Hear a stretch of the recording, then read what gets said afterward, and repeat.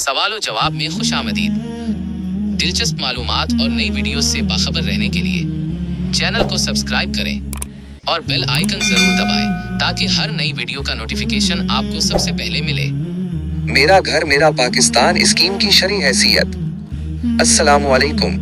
आज के दौर में हर इंसान की ख्वाहिश होती है कि उसका अपना ज़ाती घर हो जहां वो अपने अहलो अयाल के साथ सुकून से रह सके। महंगाई के उस दौर में किराए के घर में रहना एक बड़ी माली मुश्किल है। इसी ज़रूरत को मद्देनज़र रखते हुए हुकूमत की जानिब से मेरा घर मेरा पाकिस्तान नामी स्कीम मुतारिफ कराई गई है। लेकिन एक मुसलमान होने के नाते हमारे लिए सबसे अहम सवाल ये है कि क्या ये स्कीम शरई लिहाज से जायज़ है? क्या हम इसके ज़रिए घर ले सकते हैं? मेरा घर मेरा पाकिस्तान स्कीम के तहत हुकूमत बैंकों के ज़रिए अवाम को घर बनाने या ख़रीदने के लिए रकम फराहम करती है। इसमें अदायगी के दो बड़े तरीके राइज हैं। 1. सूद पर मबनी कर्जा इंटरेस्ट बेस्ड लोन, जिसमें बैंक पैसे देता है और उस पर एक मुतय्यन शरह से सूद वसूल करता है। 2. शिरकत मुतनाक़िसा डिमिनिशिंग मुशारका, जिसे आम तौर पर इस्लामी बैंकिंग का नाम दिया जाता है। पहली सूरत तो बिल्कुल वाज़ेह है कि अगर बैंक आपको कर्ज दे रहा है और वापसी पर असल रकम से जायद मार्क आप या सूद का मुतालबा कर रहा है तो ये सरी सूद है।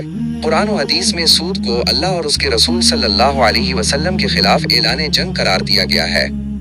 लिहाजा ज़ाती घर की ज़रूरत कितनी ही शदीद क्यों ना हो, सूदी कर्ज लेना किसी सूरत जायज़ नहीं है। अब आते हैं दूसरी सूरत की तरफ, जिसे इस्लामी बैंकारी के तहत शिरकत मुतनाक़िसा कहा जाता है।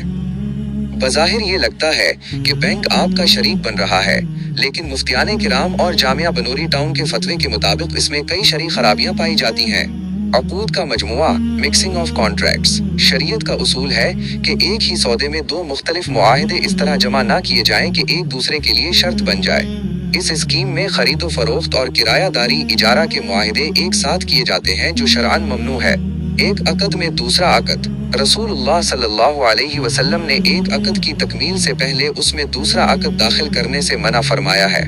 यहाँ आप किस्त भी दे रहे होते हैं मालिक बनने के लिए और साथ ही उसी हिस्से का किराया भी दे रहे होते हैं जो अभी मुकम्मल तौर पर आपका नहीं हुआ।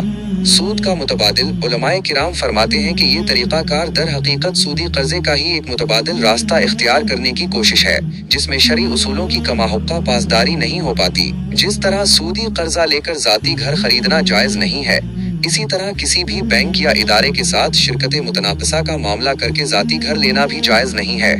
मुख्तसर ये कि मेरा घर मेरा पाकिस्तान स्कीम की मौजूदा सूरतें शरई मेयार पर पूरी नहीं उतरती। बेशक किराए के घर में रहना मुश्किल है, लेकिन अल्लाह की नाफरमानी करके अपना घर बनाना दुनिया और आखिरत दोनों में नुकसान का बाइस बन सकता है।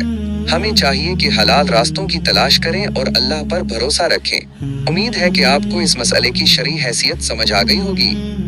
मज़ीद मालूमाती वीडियोस के लिए हमारे चैनल सवाल और जवाब को सब्सक्राइब करें और इस वीडियो को दूसरों तक पहुंचाएं ताकि वो भी सूद के गुनाह से बच सकें।